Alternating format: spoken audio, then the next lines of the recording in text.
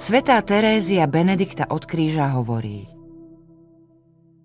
Boh ako stvoriteľ je prítomný v každej veci a udržuje ju v bytí.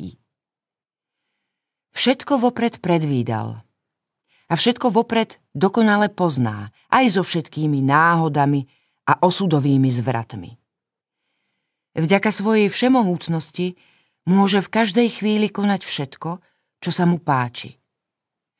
Všetko môže ponechať vlastným zákonitostiam a obyčajnému priebehu udalostí. A rovnako tiež môže zakročiť nadprirodzeným spôsobom.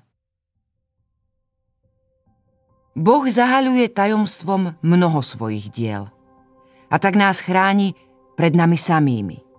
On dobre vie, aké tragické dôsledky na seba priťahujeme, keď poznávame to, čo nikdy nie sme schopní uniesť.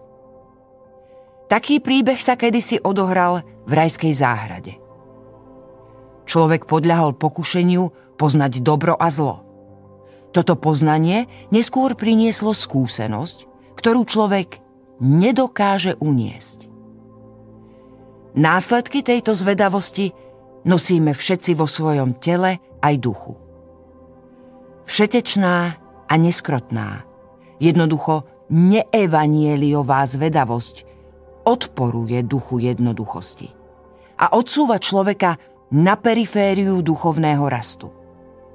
Úcta k Božiemu tajomstvu, ktoré sa často objavuje na cestách nášho života, je skúšobným kameňom sily našej dôvery v Božiu prozreteľnosť.